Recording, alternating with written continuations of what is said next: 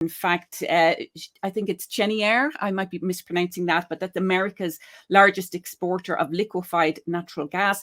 Stock prices shot up right after Russia's invasion of Ukraine. And in fact, the CEO said that the high price of energy and the volatility right now as a result of the invasion, that could actually drive more long-term contracts for some of these oil and gas companies. So as we always see in times of conflict, we have the losers who are very often the civilians, the people on the ground, but the winners are very often corporate entities that are either part of the military industrial complex or maybe the fossil fuel industries as well.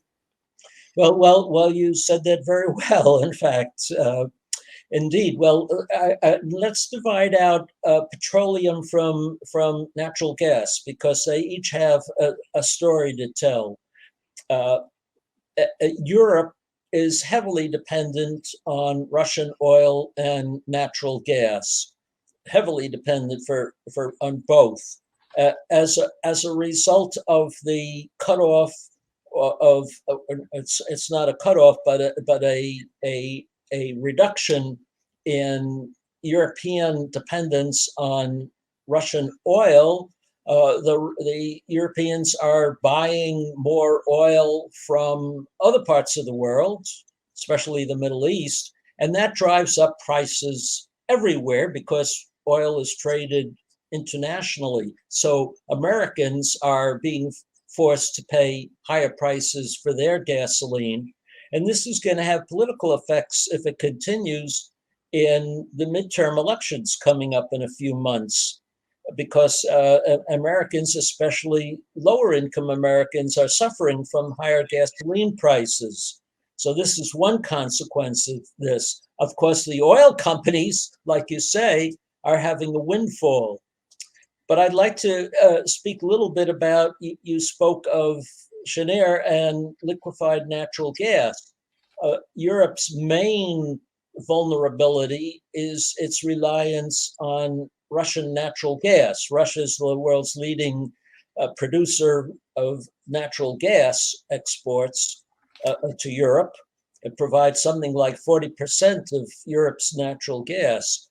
And the only way to replace that, which the Europeans say they're now intending to do, is to import it in the form of LNG, because you can't build pipelines from the US and from the Middle East and from Asia for gas. It's just it's impractical to do that. You have to do it by ship. And the only way you can deliver gas by ship is to compress it and liquefy it and sell it, ship it in this liquefied form, LNG. And that's a very specialized, costly operation. Only a few countries could do that.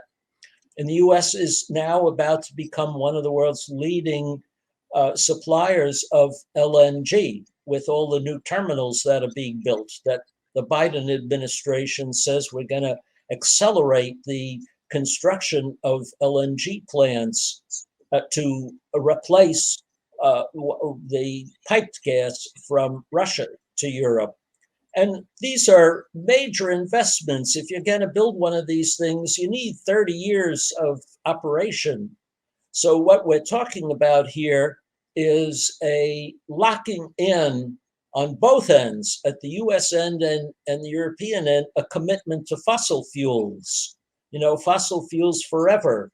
So there go our commitment, which the Biden administration was talking about just a year ago. There go our commitments to eliminating reliance on fossil fuels so that we could slow the warming of the planet. I'm afraid this is taking us in the opposite direction of continued reliance on fossil fuels.